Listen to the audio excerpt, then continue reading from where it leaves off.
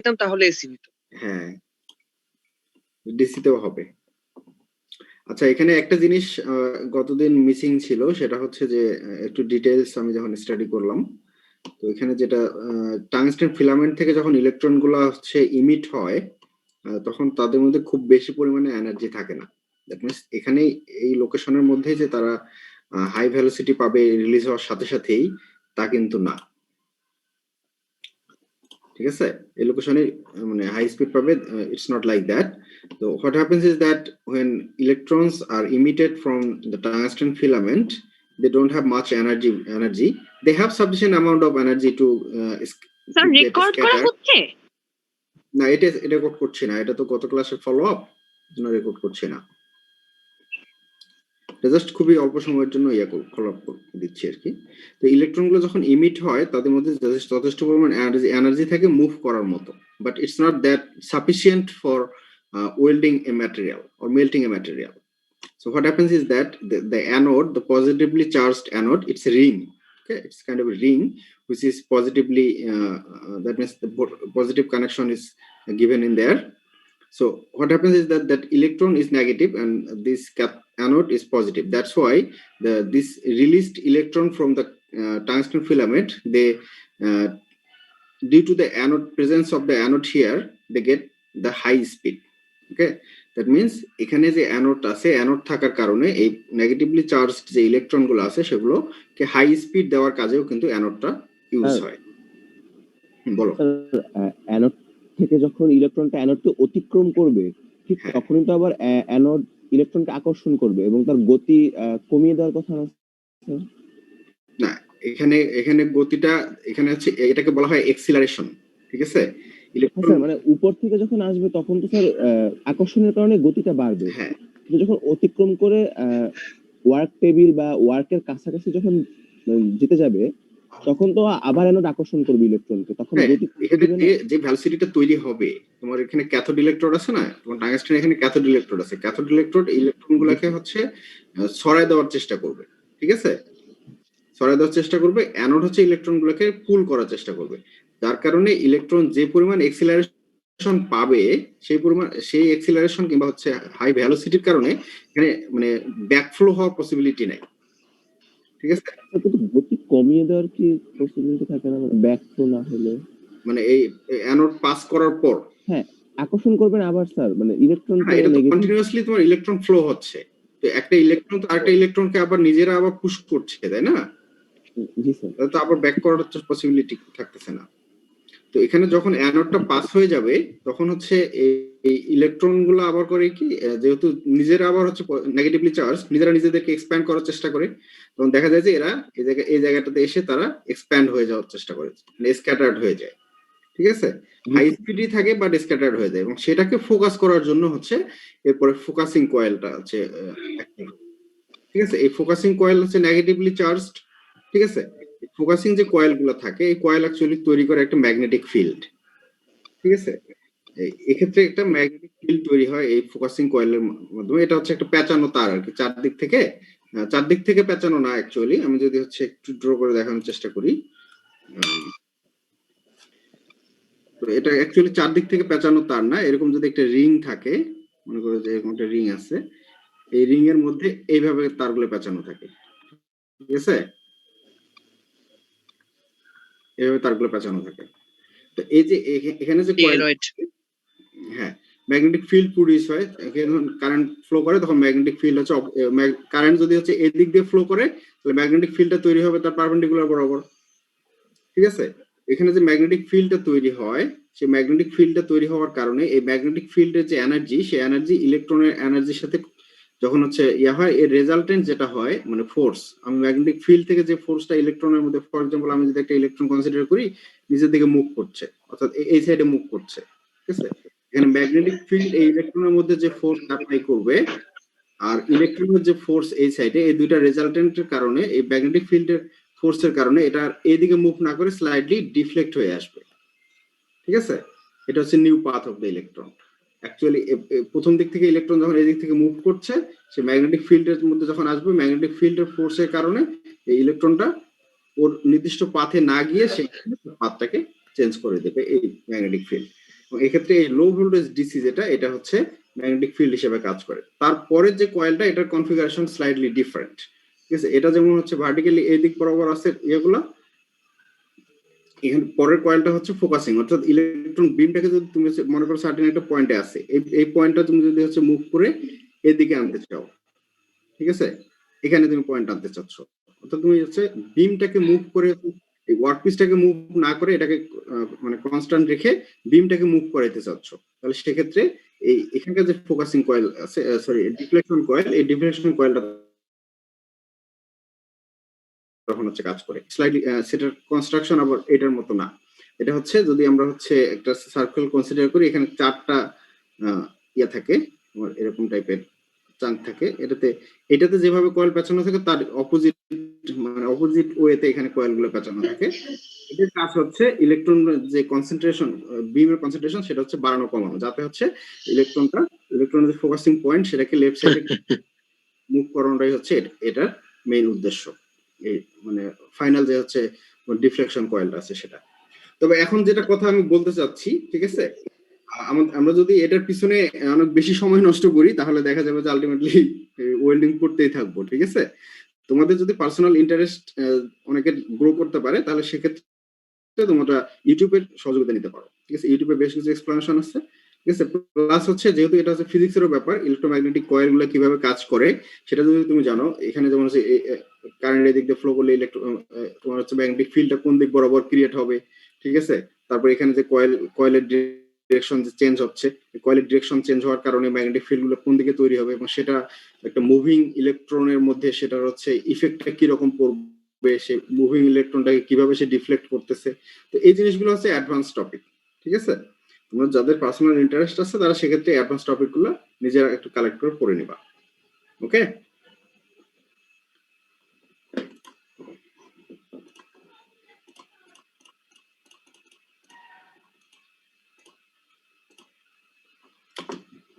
আমরা তাহলে এখন আমাদের ক্লাস স্টার্ট করি, ঠিক আছে?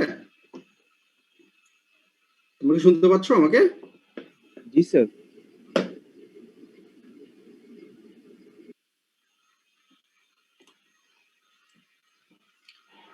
All right. In the last class, we have studied the up to plasma arc welding, its advantage, disadvantage, and welding. And today we are going to start with atomic hydrogen welding. And I am hoping that welding will be done today if we can move faster. Anyway, the atomic hydrogen welding, it's a different kind of welding. The welding that you have seen previously in the so far, it's a kind of different. If you look at the diagram, you'll see that it has two electrodes, one electrode in here and another one is here, okay? Two electrode, both of the electrode has the facility to pass hydrogen through the channel, okay? Both of the electron supplies hydrogen through this channel, and the both of the electrode are non-consumable and tungsten electrode. So either positive, negative, or positive, negative, whatever we consider, okay, it doesn't matter. So we need to produce the arc by torching these two electrodes, and we get an arc from there, okay? And that arc has two functions. Arc generates temperature about 2800 degrees Celsius temperature is developed in the arc. When hydrogen passes through that arc, okay, hydrogen H2, when passes through that arc, it actually dissociates, okay, dissociates into hydrogen ion, okay? And due to that dissociation, after when that hydrogen passes through the arc and reaches at certain point, they again recombines. That means they produces H2. This H ion again combines together and produces H2, and this causes excessive temperature, which is about 3000 to 3400 degrees Celsius, okay? And also another benefit of this is that when hydrogen is in this region, the welding zone is protected from atmospheric oxygen, okay? Sir, dissociation নাকি একটা বললেন sir, বুঝতে পারলাম না। Dissociation means the hydrogen যে মলিকুলটা আছে এটা actually dissociate হয়ে হাইড্রোজেন আয়ন তৈরি করে। That means almost kind of plasma, right? When the plasma gas passes through the arc, they produces plasma. In this case, it produces hydrogen.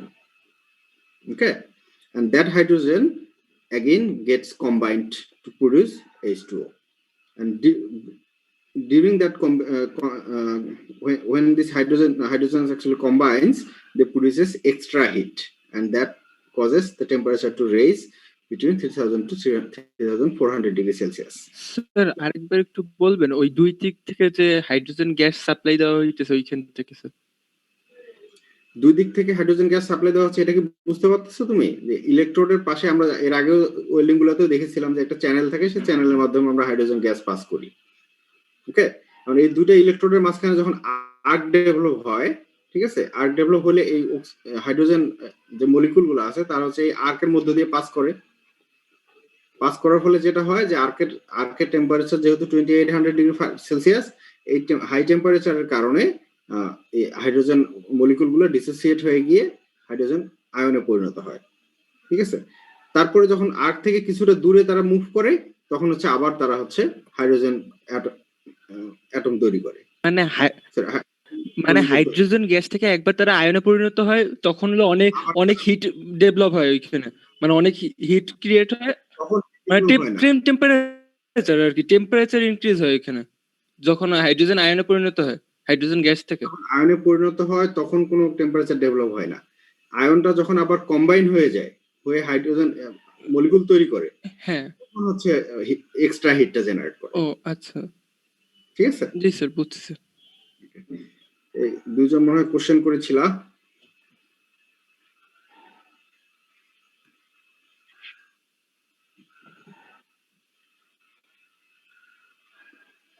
তাকিয়ে শুনতে পাচ্ছ না তুমি? স্যার হ্যাঁ শুনতে পাচ্ছি, মাঝে মাঝে একটু আস্তে হয়ে যায়। এটা নেট প্রবলেমের কারণে এটা হয়। ঠিক আছে, হ্যাঁ হ্যাঁ হতে পারে হতে পারে। ওকে, স্যার O2 এর যে আবরণটার কথা বললেন ওইটা কি স্যার? O2 এর আবরণ না, হাইড্রোজেন, এই পুরো রিজিয়নটাতে হাইড্রোজেন আছে না, হাইড্রোজেন গ্যাস। জি স্যার।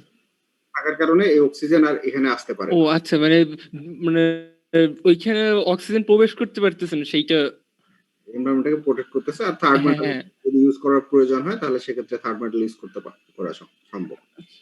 হ্যাঁ, এই ওয়েল্ডিং এর যে ক্যারেক্টারিস্টিকের মধ্যে হচ্ছে high heat concentration, shielding of the environment, uniform strong duct welding is found. That's the internal property of the welding and mostly used for die repair and heat resistant alloy welding করার জন্য। ডাক্টাইল welding বলতে কি হচ্ছে? ডাক্টাইল বুঝি নাই। ডাক্টাইল welding কি number আছে? Material property না, গ্লাস হচ্ছে খুবই ব্রিটল আর প্লাস্টিক হচ্ছে ডাক্টাইল, যেটাকে সহজে বেন্ড করা যায়। ঠিক আছে, ডাক্টিলিটি ইন্ট্রোডিউস করে। বুঝতে পারছো? জি sir. Next one is the electroslag. Die রিপেয়ারটা কেন প্রয়োজন স্যার? ডাই অনেক সময় হাই টেম্পারেচারের কারণে বা অনেক সময় সার্ভিসিং এ যখন থাকে তোমার হাই টেম্পারেচার কিংবা হচ্ছে কুলিং যদি প্রপারলি না হয় তাহলে তার মধ্যে হচ্ছে ক্র্যাক ডেভেলপ করে। ওকে, ওই ক্র্যাক গুলো রিপেয়ার করার জন্য এই ওয়েল্ডিং এর মাধ্যমে ক্র্যাক রিপেয়ার করা সম্ভব। জি sir. Okay, the next one is the electroslag or electro gas welding. So far আমরা যে ওয়েল্ডিং গুলো দেখেছি এগুলো সাধারণত প্লেটের থিকনেস মেবি 10-20 মিলিমিটার পর্যন্ত হয়তো ওয়েল্ডিং করা সম্ভব। ঠিক আছে, যদি মোর দ্যান দ্যাট হয়, অর্থাৎ even for a joint like this, if it is more than 10 millimeter thickness, you need to prepare the edges, edge preparation করতে হয়।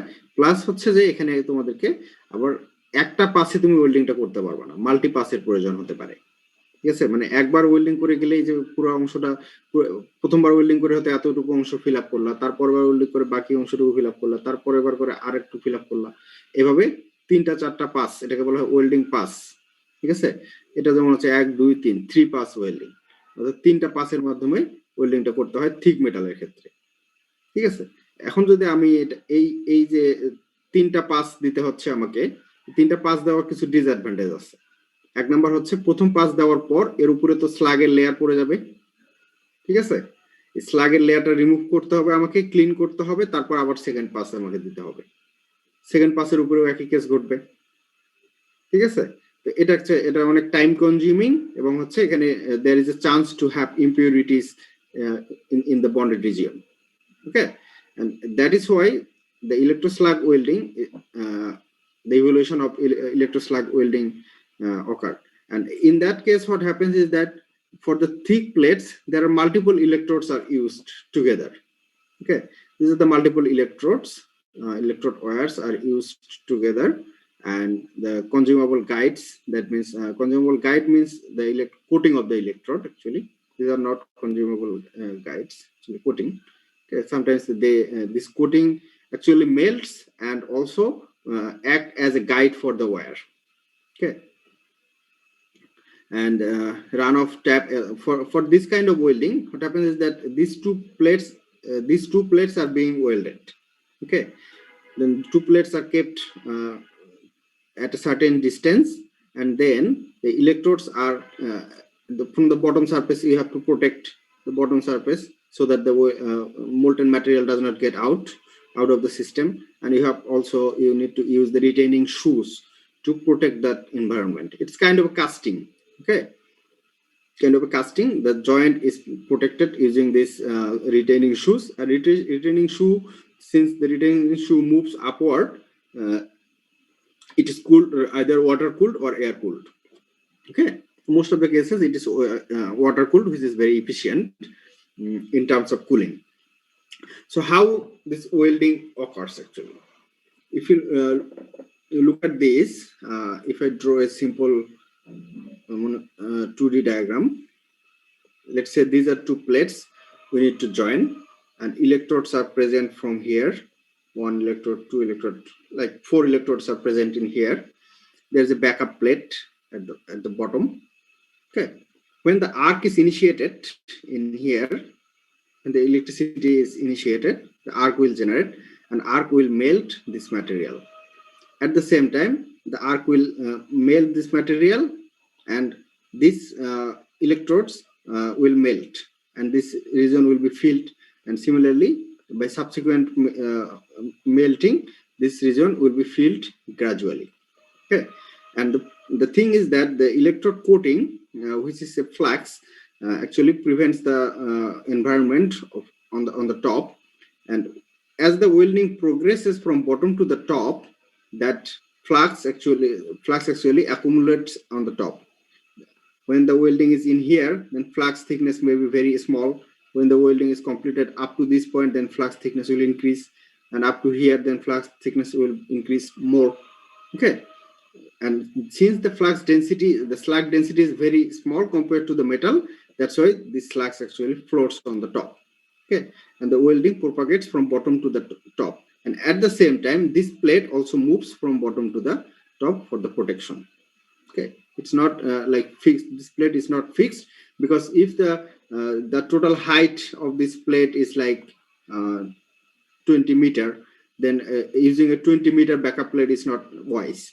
Instead, we can use like a 1 meter plate as a backup, and as the welding progresses from bottom to the top, then this backup plate or retaining shoes will also move from bottom to the top with the welding.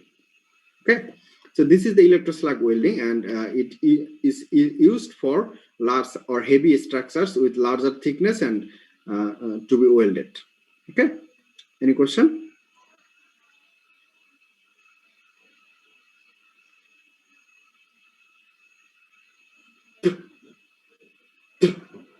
Okay, so the next one is friction welding. This is very simple. I think you will understand if you look at the images. Say for image A, the two plates to be joined. Okay, that's the workpiece 1 and workpiece 2 is kept together. Okay, like for example, if I put them like this, the two workpieces placed together, and the tool shoulder will be here. This is the tool. Okay. When this tool rotates and a force is applied from the top, a pressure is applied from the top, and at the same time this tool is rotating, then what will happen is that due to the friction between the base metal and the tool, there will be enormous amount of heat will be generated at the joint. Okay, and that joint, the metal on that joint will melt, and when this propagates on the right side, then this molten metal will be solidified in these regions. Okay, and that's how we do the friction welding. Did you understand it? তোমরা কি বুঝতে পেরেছো? তাহলে আরেকবার একটু বললে ভালো হয় স্যার। আরেকবার বলতে হবে। দুটো প্লেটকে আমরা পাশাপাশি রাখতেছি, ঠিক আছে? ইনিশিয়ালি এই দুটো প্লেট এরকম অবস্থায় ছিল। হ্যাঁ বলো। স্যার এই গ্লাসের মতো ওইটা কি? এটা কি প্রোফাইল প্রব? হ্যাঁ স্যার, প্রোফাইল প্রব এই গ্লাসের মতো দেখায় যে। ও আচ্ছা আচ্ছা, এই হ্যাঁ এইটা প্রোফাইল প্রোব কথা বলছি, এটা সব জায়গাতেই আছে, দেখো এখানে আছে, এটা প্রোফাইল প্রোব আছে। এটা কি স্যার? দাঁড়াও, এটা আমি দেখেছিলাম জন্য, তো ইনসাইডে আছে, কেন ইনসাইডে থাকার কথা না।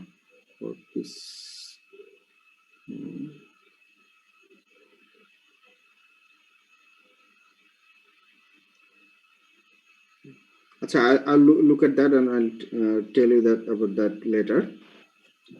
এখন যেটা হচ্ছে যে এখানে দুটো প্লেট যখন পাশাপাশি রেখে আমরা হচ্ছে একটা এক্সটার্নাল ম্যাটেরিয়াল, এটা কিন্তু হচ্ছে হাই হিট রেজিস্ট্যান্স ম্যাটেরিয়াল দিয়ে তৈরি আছে টুল শোল্ডার।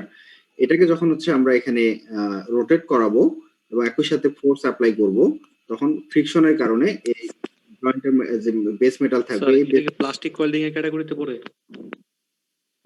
এটা স্যার। হ্যাঁ, এটা প্লাস্টিক ওয়েল্ডিং, অবশ্যই প্লাস্টিক ওয়েল্ডিং। ফ্রিকশনাল পুরোপুরি মেল্ট হয়ে যায় না, প্লাস্টিক স্টেটে যায় ম্যাটেরিয়াল গিয়ে জয়েন্ট ক্রিয়েট করে। এটা যখন রাইট সাইডে মুভ করবে, এটা হচ্ছে এই সাইডের অংশটুকুকে ইয়ে করবে। আর এখানে যে প্রোফাইল প্রোবের কথা যেটা ও বলতেছে, প্রোফাইল প্রোব হচ্ছে যদি হচ্ছে তোমার মেটালের যে ইয়াটা, তোমার এটা হচ্ছে তোমার দুইটা মেটাল আমরা ইয়া করতেছি পাশাপাশি, তাই না?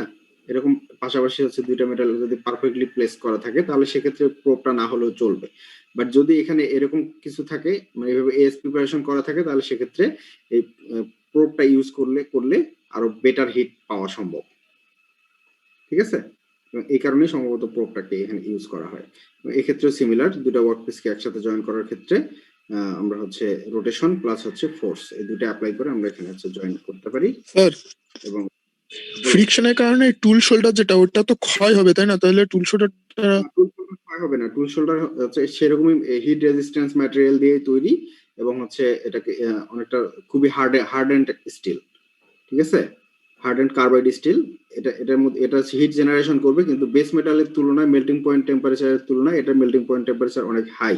At the same time, the surface is very hard compared to the base metal. That's why it will not be affected by the heat. Okay. G sir. Similar case for this one, and this one sir প্রসেসটা কি আসলে mainly এখানে? প্রসেসটা কি মানে প্রসেসটা আর কি, যে এই ওয়েল্ডিং এর যে এটা মানে এই মানে কি জাস্ট রোটেশন করবে, এটাই এর মাধ্যমে ওয়েল্ডিং হয়ে যাবে? হ্যাঁ, আচ্ছা। এটা যে রোটেট করবে, ফ্রিকশন যখন হবে, তুমি তোমার দুইটা হাত যখন শীতের সময় ঘষো, তখন কি তোমার হাতের মধ্যে হিট জেনারেট হয় না? স্যার হ্যাঁ হ্যাঁ হ্যাঁ। এটা যদি এক্সটেনসিভ হয় তাহলে তোমার হাত পুড়ে যাবে না? জি স্যার। ওই একই ঘটনা ঘটে এখানে, ঠিক আছে?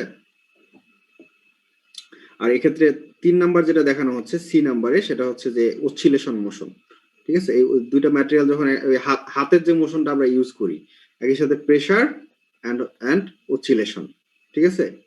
যে হিট জেনারেট হয়, এই হিট জেনারেশনের ফলে ম্যাটেরিয়াল প্লাস্টিক স্টেটে চলে যাবে এবং কিছু ম্যাটেরিয়াল দেখা যায় যে বাইরের দিকে বের হয়ে আসে, ঠিক আছে? বাইরের দিকে বের আসা হওয়াটাকে আমরা বলতেছি ফ্লাশ, যেটা হচ্ছে আমরা ফ্লাশ ওয়েল্ডিং এও কিন্তু দেখেছিলাম, যে যখন প্রেসারের কারণে মেটাল প্লাস্টিক স্টেটে যাওয়ার পর সে কি করে, দুই দিকে ইয়ে হয়ে যায় না, এরকম বালজিং হয়ে যায় না, ফুলে যায় এই অংশটুকুতে, happens here and also here. Just different mechanism. Okay, join করার জন্য এক একটা ক্ষেত্রে এক এক রকম mechanism, but the main principle যেটা সেটা হচ্ছে যে utilization of friction to generate heat for joining the material. Some practical example যদি আমরা দেখতে চাই সেক্ষেত্রে অনেকটা হচ্ছে লেদ মেশিনের মধ্যে মনে করো দুই পাশে দুইটা পার্ট আছে, দুটো পার্ট জয়েন করতে চাচ্ছি, আমরা হচ্ছে টেইল স্ট্রোক দিয়ে প্রেসারাইজ করতেছি এবং এদিকে এটা এটাকে যদি আমার টুল হয় এই টুলটা রোটেট করতেছে, ঠিক আছে, রোটেট করে এক্ষেত্রে কিন্তু টুল হতে হবে নট নেসেসারি। এই ধরনের কেসে আমরা যদি এটা দেখি এইটা কিংবা হচ্ছে এটা দেখি সেক্ষেত্রে আলাদা টুল আমাদের লাগতেছে না, যেমন 1 নম্বর 2 নম্বরে আমাদের আলাদা টুল লাগতেছে, বাট এক্ষেত্রে আলাদা টুল না, দুইটাই ওয়ার্ক পিস, দুইটা জয়েন করতে চাচ্ছি এবং ওয়ার্ক পিস দুইটার মধ্যেই আমি হিট জেনারেট করতেছি। একইভাবে এখানেও তাই হচ্ছে যে এটাও ওয়ার্ক পিস এটাও ওয়ার্ক পিস, এই দুইটা আমি জয়েন করতে চাচ্ছি। সেক্ষেত্রে আমি কি করব যে একটা পার্ট হচ্ছে আমি লেদ চাকের সাথে অ্যাটাচ করে নিব, আর একটা হচ্ছে টেইল স্ট্রোকের সাথে। টেইল স্ট্রোক দিয়ে আমি এদিকে প্রেসারাইজ করব এবং লেদ মেশিন যদি অন করি এটা রোটেট করা শুরু করবে, ঠিক আছে, এটা রোটেট করা শুরু করবে। এটা যখন প্রেসারাইজ দেব সাথে সাথে এখানে হিট জেনারেট হবে এবং হচ্ছে এটা লেদ মেশিন দিয়ে ওয়েল্ডিং করা হয়। হ্যাঁ হ্যাঁ অবশ্যই করা হয়। তুমি যদি এই পার্টগুলো দেখো এখানে বুঝতে পারবা যে এই পার্টগুলো সবগুলো জয়েন্ট, যেমন এখানে জয়েন্ট, এটা জয়েন্ট, তারপরে এই জায়গায় জয়েন্ট, ঠিক আছে, পারফেক্টলি অ্যালাইন করা যে জয়েন্টগুলা সেগুলো হচ্ছে মানে এখানে যে জয়েন্ট, এই ধরনের বিভিন্ন ধরনের জয়েন্ট কিন্তু হচ্ছে তোমার এই এর মাধ্যমে করা হয়, এই ফ্রিকশন ওয়েল্ডিং এর মাধ্যমে, ঠিক আছে। এখানে একটা, তারপর হচ্ছে তোমার ক্র্যাঙ্কশ্যাফটে যদি কখনো জয়েন করার প্রয়োজন হয় সেক্ষেত্রে এটাও জয়েন করা সম্ভব ইউজিং দ্য ফ্রিকশন ওয়েল্ডিং, ঠিক আছে। এটা হিউজ অ্যাপ্লিকেশন। বড় কম্পোনেন্টের সাথে একটা ছোট কম্পোনেন্ট তুমি অ্যাটাচ করতে জয়েন করতে যাচ্ছ, ইউ ক্যান ডু দ্যাট, ঠিক আছে, জাস্ট লাইক দিস, একটা প্লেটের মধ্যে একটা ওয়েল্ড করে জয়েন করতে চাচ্ছ। ওকে, there are many different ways.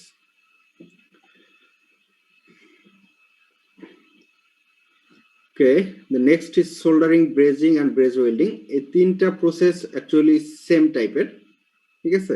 the only difference হচ্ছে যে হিটিংটা, মানে কত টেম্পারেচারে আমি হিট করব, কি ধরনের ফিলার মেটাল ইউজ করব, এটাই হচ্ছে মেইন ডিফারেন্স। তো আমরা ফার্স্ট হচ্ছে এক্ষেত্রে হিটিং এর ক্ষেত্রে আরেকটা জিনিস ইম্পর্টেন্ট, এই তিনটা প্রসেসের ক্ষেত্রেই বেস মেটাল যেটা ইউজ করা হয়, ঠিক আছে, বেস মেটালটা কিন্তু মেল্ট হয় না, ঠিক আছে, বেস মেটাল যা আছে সেই অবস্থাতেই থাকে, অনলি ফিলার মেটালটাকে মেল্ট করা হয়, ঠিক আছে, এবং ফিলার মেটালের মেল্টিং পয়েন্ট হচ্ছে বেস মেটালের তুলনায় অনেক কম, ঠিক আছে। এই তিনটা প্রসেস একই ধরনের, বাট আমরা একটা একটা করে দেখবো। এক নম্বর হচ্ছে ব্রেজিং। যদি আমরা দেখি, ব্রেজিং ইজ একটা গ্রুপ অফ ওয়েল্ডিং প্রসেস যেটা হচ্ছে non ferrous filler metal use করে, ঠিক আছে। ফিলার মেটালটা নন ফেরাস, দ্যাট মিনস হচ্ছে অ্যালুমিনিয়াম, কপার, লেড, এই ধরনের ফিলার মেটাল ইউজ করা হয়। যে ফিলার মেটালের আবার melting point temperature should be above 427 degree Celsius temperature. যদি 427 ডিগ্রি সেলসিয়াস টেম্পারেচারের অ্যাবভ হয় এই ফিলার মেটালের টেম্পারেচার, মেল্টিং পয়েন্ট টেম্পারেচার, তাহলে সেটাকে বলি আমরা, এটাকে বলা হয়, সেটা দিয়ে ব্রেজিং করা হয়, ঠিক আছে। আর যদি 427 ডিগ্রি সেলসিয়াস টেম্পারেচারের নিচে মেল্ট হয় কোনো বেস মেটাল, ফিলার মেটাল, তাহলে সেই প্রসেসটাকে আমরা বলা হয় সোল্ডারিং, ঠিক আছে। সোল্ডারিং এবং ব্রেজিং এর মধ্যে বেসিক ডিফারেন্স হচ্ছে এইটা। স্যার আবার একটু বলবেন? এবং ব্রেজিং এর মধ্যে বেসিক ডিফারেন্স হচ্ছে যে melting point temperature of the filler metal is above 427 for brazing, ঠিক আছে। আর for soldering melting point temperature of the filler metal is below 427 degrees Celsius. This is the basic difference between brazing and soldering. So for brazing, since we are studying brazing, for brazing the melting point temperature of the filler metal is above 427, greater than 427, but less than melting point of metal, base metal. যে base metal আমরা join করতে চাচ্ছি সেই base মেটালের melting point টেম্পারেচারের চেয়ে কম হবে এবং 427 এর চেয়ে বেশি হবে, ঠিক আছে। তাহলে সেক্ষেত্রে আমরা সেটাকে বলি ব্রেজিং। আর এক্ষেত্রে ব্রেজিং এর যে সিস্টেম সেটা হচ্ছে যে filler metal actually capillary action মনে আছে, ফিজিক্সে পড়েছিলাম, মানে খুবই ন্যারো স্পেসের মধ্যে দিয়ে ফ্লুইড ফ্লো হওয়ার যে স্যার কি কথা রসিকতা, সেটাকে বলা হচ্ছে ক্যাপিলারি অ্যাকশন। এই মেটাল অ্যাকচুয়ালি জয়েনের মধ্যে ফ্লো হয় ক্যাপিলারি অ্যাকশনের মাধ্যমে, ঠিক আছে, between the heated but unmelted adjacent overlapping joint or members. আমরা দেখতেছি ফর এক্সাম্পল, আমরা হচ্ছে এই এদিকে একটা পাইপের সাথে আমরা হচ্ছে এই পাইপটা জয়েন করতে চাচ্ছি, ঠিক আছে, এই পাইপটা আমরা হচ্ছে এই পাইপের সাথে জয়েন করতে চাচ্ছি। আমরা দেখতেছি এখানে এই হোয়াইট অংশটুকু অ্যাকচুয়ালি হচ্ছে তোমার ব্রেজ মেটাল। ফর এক্সাম্পল এই পাইপটা হচ্ছে স্টিলের, আমরা যদি এই পাইপটাকে হচ্ছে স্টিল কনসিডার করি, ওকে, তাহলে এই যে ফিলার মেটাল, যেটা ফিলার মেটালটা লেটস সে আমি হচ্ছে লেড কনসিডার করলাম, LEAD, লেড কনসিডার যদি আমি করি, এই লেডকে মেল্ট করা হয় এই অংশটুকুতে, আর ক্যাপিলারি অ্যাকশনের কারণে লেড হচ্ছে পুরো জয়েন্টটার মধ্যে স্প্রেড হয়ে যায়, ঠিক আছে। এবং গিভেন দ্যাট যে আমরা শুধু লেডকে মেল্ট করে এখানে ফেলে দিলেই হবে না, এই পুরো সিস্টেমটাকে হিট করতে হবে। পুরো সিস্টেম লেড, সলিড লেডকে আমি এখানে রেখে দিয়ে যদি পুরো সিস্টেমটাকে হিট করি, তাহলে লেড ক্যাপিলারি অ্যাকশনের মাধ্যমে এই ফাইনলি জয়েন্ট, এই জয়েন্টের মধ্যে ট্রাভেল করবে, করে যে জয়েন্ট তৈরি করবে আপন কুলিং এর পর যে জয়েন্ট তৈরি করবে, এটাকে আমরা বলি হচ্ছে ব্রেজিং জয়েন্ট। এক্ষেত্রে আমরা যদি এই সাইডেরটা দেখি, যে এটা হচ্ছে একটা অটোমোবাইল, কি বলে এটাকে, রেডিয়েটর, তাই না? রেডিয়েটরের যে পাইপগুলো জয়েন করা হয়, জয়েন করার ক্ষেত্রে যেটা হয় যে নিচের পাইপটার ডায়ামিটার বেশি থাকে, উপরের ডায়ামিটার কম থাকে, এবং এর মাঝখানে যে এই যে রিংটা দেওয়া আছে, এই রিংটা হচ্ছে ফিলার মেটাল, ঠিক আছে। ফিলার মেটাল রিংটা বসানোর পর যখন এই মাধ্যমে হিট করা হয়, তখন ফিলার মেটালটা ক্যাপিলারি অ্যাকশনের মাধ্যমে এই জয়েনের মধ্যে ফ্লো করে।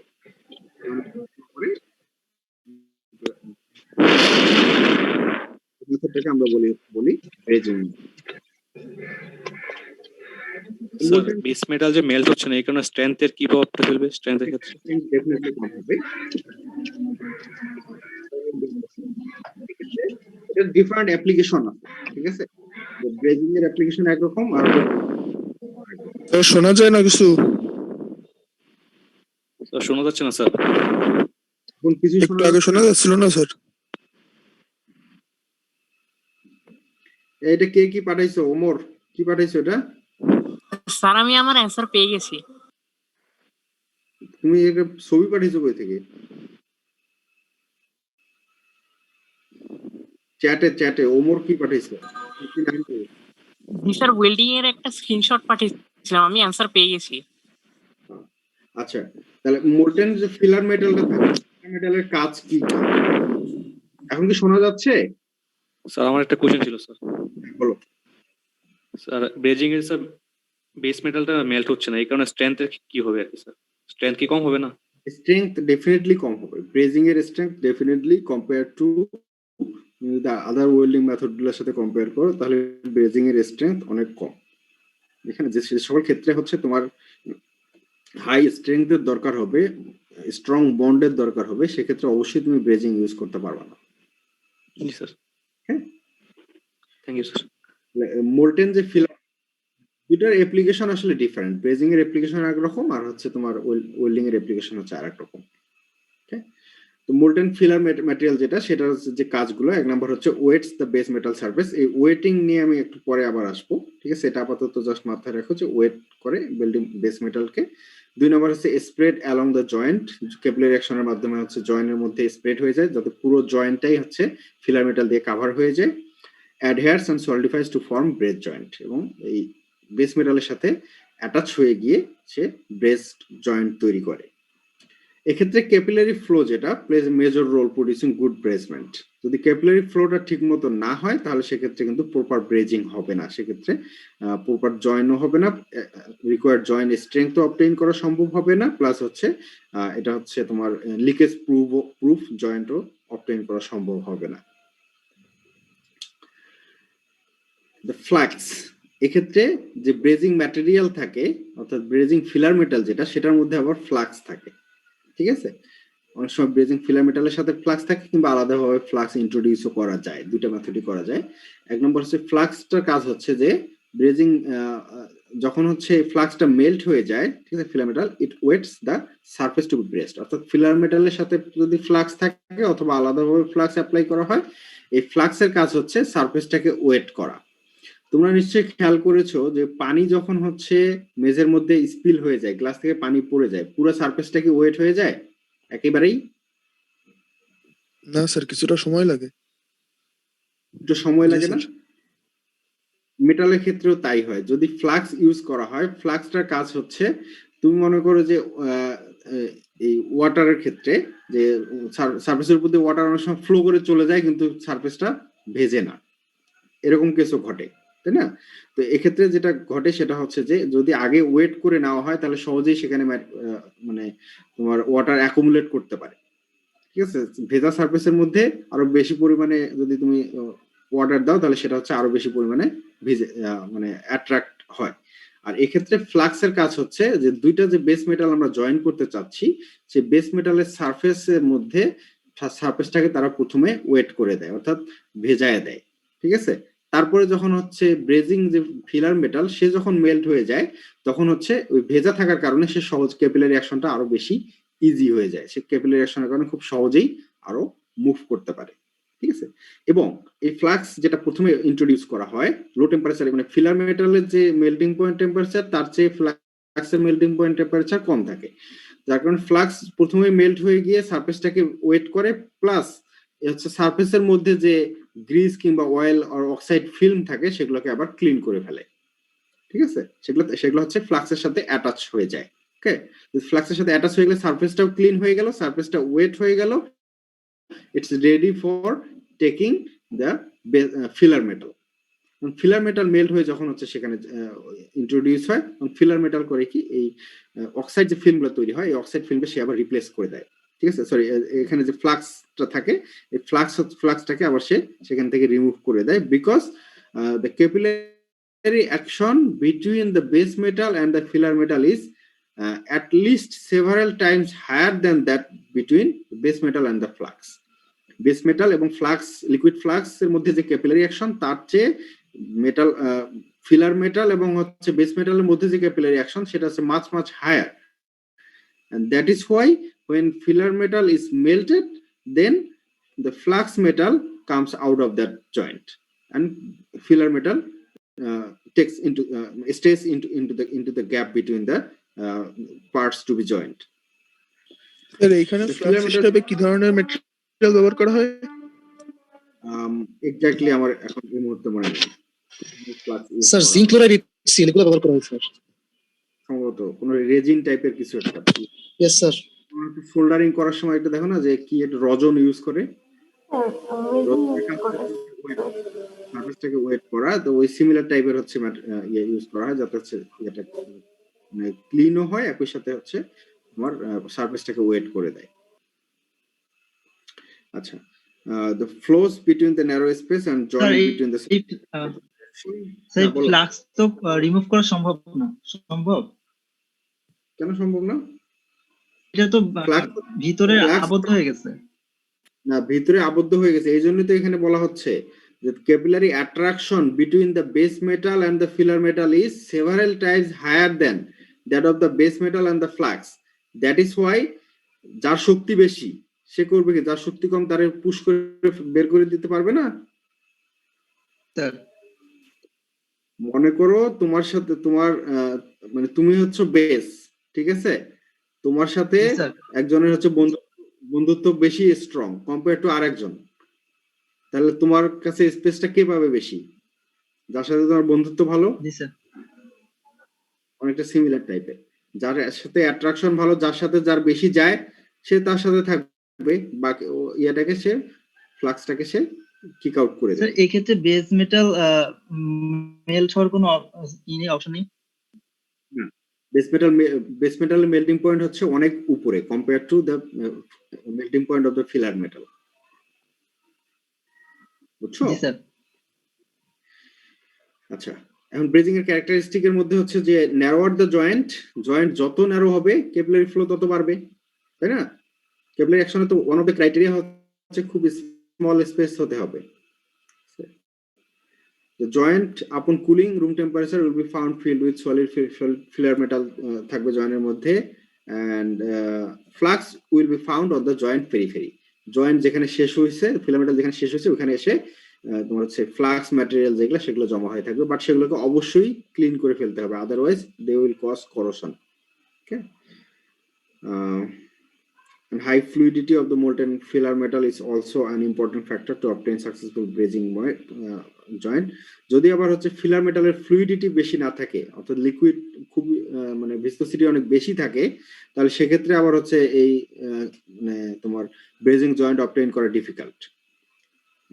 সেক্ষেত্রে ফ্লুইডিটি অবশ্যই ভালো হতে হবে, কারণ এক এক ম্যাটেরিয়ালের ফ্লুইডিটি এক রকম। সো সব ম্যাটেরিয়াল ফিলার মেটাল হিসেবে ইউজ করা যাবে এমন না। Difference between brazing and welding, একজন কোশ্চেন করেছিল যে ব্রেজিং এর স্ট্রং জয়েন্ট পাওয়া যায় কিনা। ঠিক আছে, তো এখানে একটা কম্পারিজন আছে যে ব্রেজিং এবং ওয়েল্ডিং এর মধ্যে। যে ব্রেজিং এর ক্ষেত্রে যেটা হয় যে বেস মেটাল কিন্তু ফিউশন পয়েন্টে নিয়ে যাওয়া হয় না, বেস মেটালকে জাস্ট হিট করা হয় until the filler metal is melt. Okay, and in the case of welding two surfaces to be joint actually melt, দুটো সারফেস মেল্ট হয়ে যায়। তারপর হচ্ছে ব্রেজিং অ্যালয় ক্যাপিলারি অ্যাকশনের মাধ্যমে জয়েন্টের মধ্যে প্রবেশ করে, আর ওয়েল্ডিং এর ক্ষেত্রে solidifies almost at the same place. একেবারে যে প্লেসে হচ্ছে তোমার ওয়েল্ডিং করা হয় সেই প্লেসেই হচ্ছে মোল্টেন মেটালটা জয়েন হয়, বাট ক্যাপিলারি অ্যাকশনের ক্ষেত্রে যেখানে মেল্ট করা হচ্ছে, মেল্ট হয়ে সেটা আবার হচ্ছে ক্যাপিলারি অ্যাকশনের কারণে সে ফ্লো হচ্ছে। ঠিক আছে, a welded joint achieves penetration into the base metal. আমরা দেখছিলাম না ওয়েল্ড জোন মেটালার্জি আর হচ্ছে আমরা হচ্ছে ওয়েল্ড জোন টার্মিনোলজি যখন দেখেছিলাম যে পেনিট্রেশন একটা টার্ম ছিল, তাই না? অর্থাৎ বেস মেটালের মধ্যে এফেক্ট করে, but in the case of brazing base মেটালের মধ্যে এটা কিন্তু এফেক্ট করে না। No penetration into the base metal, base metal যা আছে তাই থাকে। স্যার, হ্যাঁ বলো। এই তাতালের যে কাজ, এটা কি ব্রেজিং বলা যেতে পারে? শোল্ডারিং, ব্রেজিং আর শোল্ডারিং এর মধ্যে পার্থক্য তো বললাম, যে শোল্ডারিং আর ব্রেজিং এর মধ্যে পার্থক্য হচ্ছে যে থার্ড মেটাল যেটা ইউজ করা হয় তার টেম্পারেচার যদি 400 মেল্টিং পয়েন্ট টেম্পারেচার যদি হচ্ছে 427 এর চেয়ে বেশি হয় তাহলে ব্রেজিং, আর যদি 427 এর চেয়ে কম হয় তাহলে সেটা হচ্ছে শোল্ডারিং। স্যার, এখানে তো মেটাল সবগুলো সেম হতে হবে না, এখানে ডিসিমিলার মেটাল হলে কোনো সমস্যা নেই, এটা one of the advantage of the ব্রেজিং। ঠিক আছে, আসতেছে অ্যাডভান্টেজ। তো এক্ষেত্রে যে ম্যাটেরিয়াল গুলো ফিলার মেটাল হিসেবে ইউজ করা যেতে পারে, aluminium, silicon, copper, zinc, gold, nickel, এগুলো হচ্ছে ফিলার মেটাল হিসেবে ইউজ করা যায়। এবং এক্ষেত্রে ব্রেজিং এর ক্ষেত্রে হিটিং তো অবশ্যই করতে হবে, ফিলার মেটাল মেল্ট করতে হবে। At the same time for proper joint you have to heat the base মেটালকেও হিট করতে হবে, but not until the up to the melting point temperature. ঠিক আছে, ওয়ার্কপিসকে ব্রেজিং টেম্পারেচারে হিট করতে হবে। এবং মেথড অফ হিটিং বিভিন্ন ধরনের মেথড আমরা ইউজ করতে পারি। ঠিক আছে, এটা ডিপেন্ড করে যে তোমার ইকোনমি কোন মেথডটা ইউজ করলে কোন বেটার হবে, কোন মেথডটা ইউজ করলে ইজি হবে। ঠিক আছে, এগুলোর উপর বেস করে মেথড অফ হিটিং চুজ করা যায়, সব ধরনের হিটিং মেথড ইউজ করা যাবে। ঠিক আছে, and the method of heating actually কিছু জিনিস কনসিডার করতে হবে, type of job, number of jobs to be brazed, availability of the required equipment, the cost of the required equipment, এগুলোর উপর বেস করে মেথড অফ হিটিং আমাদেরকে choose করতে হবে for brazing, purpose of brazing. তো advantages যেগুলো আছে তার মধ্যে একটা হচ্ছে dissimilar metal can be joint, যেটা হচ্ছে ওয়েল্ডিং এর ক্ষেত্রে ডিসিমিলার মেটাল জয়েন করা ভেরি ডিফিকাল্ট। ঠিক আছে, প্রপারলি ব্রেস জয়েন্ট আর প্রেসার টাইট। ঠিক আছে, লিকেজ প্রুফ হয়। ঠিক আছে, ওয়েল্ডিং জয়েন্ট হচ্ছে লিকেজ প্রুফ হয়, সো এটা অলমোস্ট সিমিলার। তারপরে হচ্ছে peaches of greatly defined thickness.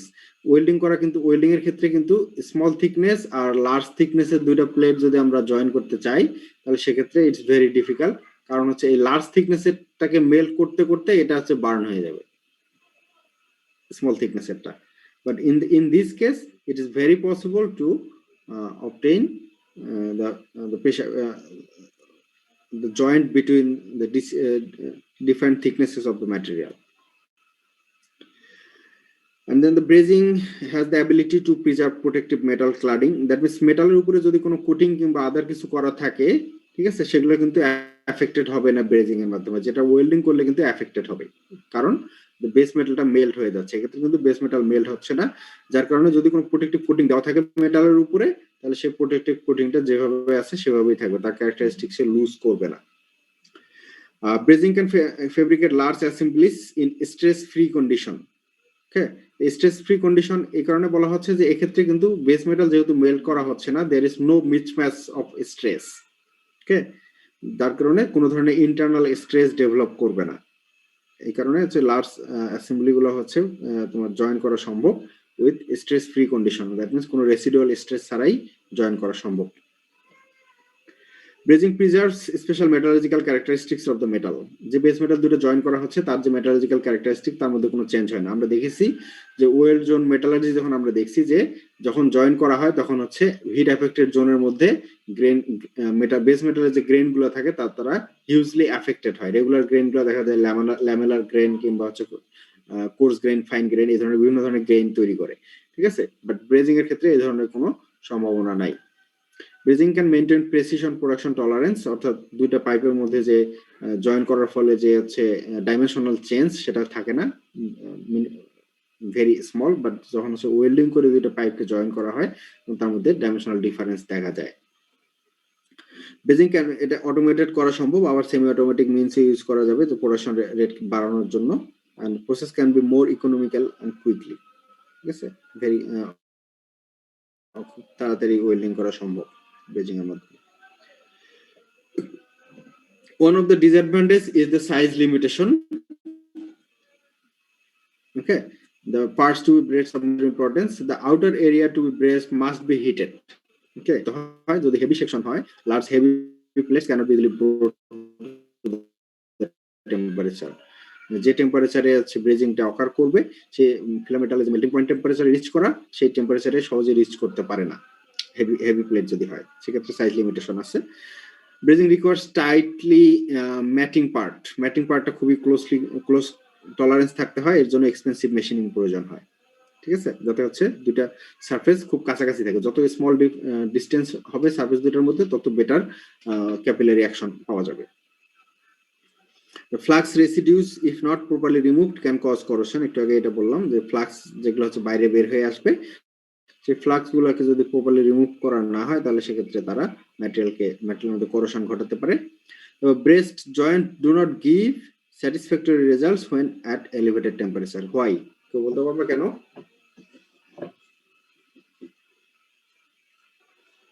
এই কেউ বলতে পারবে এটা? এলিভেটেড টেম্পারেচার কি স্যার? সেটা তো স্যার ওই লেডটা গলে যায়।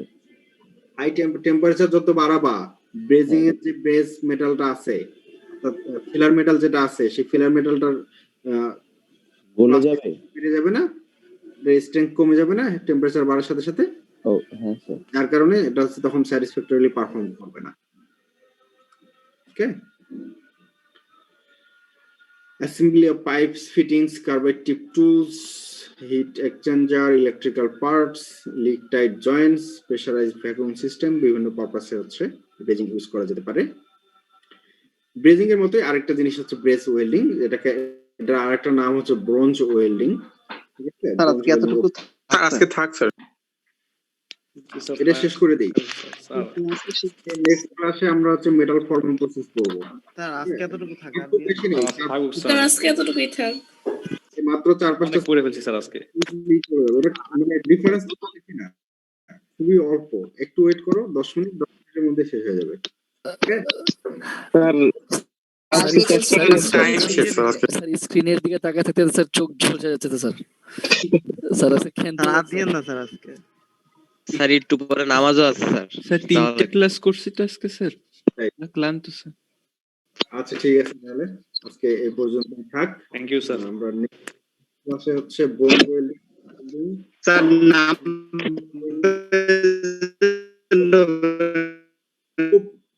ও একটু বাকি ছিল, ঠিক আছে।